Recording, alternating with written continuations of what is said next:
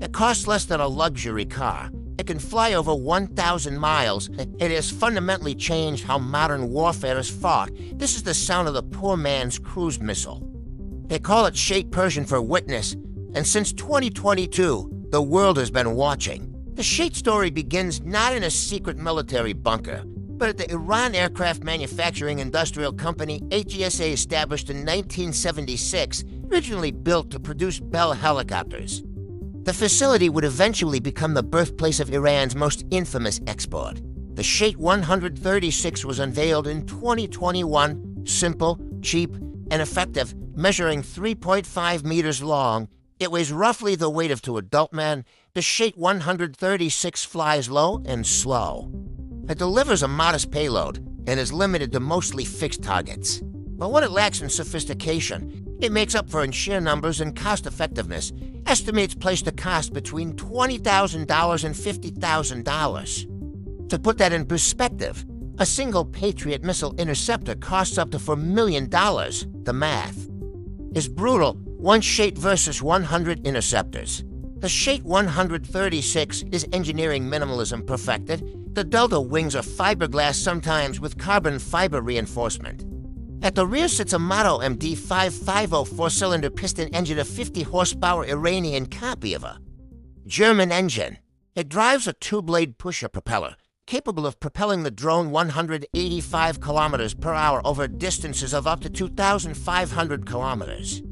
The nose carries up to 50 kilograms of high-explosive fragmentation warhead. Russian variants have been found with warheads up to 90 kilograms.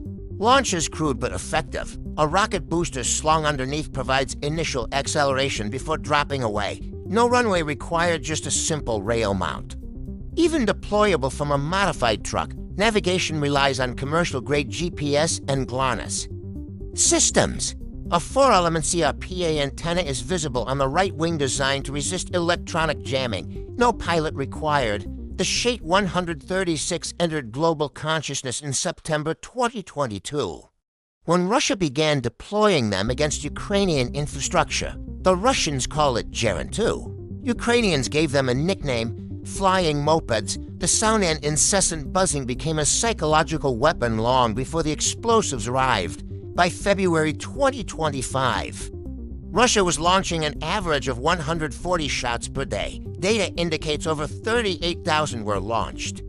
During 2025 alone, Russia didn't just buy, they built. At the Alabuga Special Economic Zone, domestic production began, aiming for 6,000 units in 2024, with each month.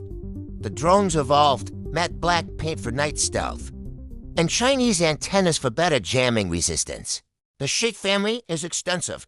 Beyond the 131 and 136, there's the Shahed 129, a combat drone similar to America's MQ-1 Predator, and then there's the giant, the Shahed 149 Gaza, unveiled in 2021. It is Iran's answer to the American MQ-9 Reaper. It can carry 13 bombs, flying 24 hours at altitudes up to 11,000 meters, powered by a turboprop engine. It reaches 340 kilometers per hour. The evolution continues.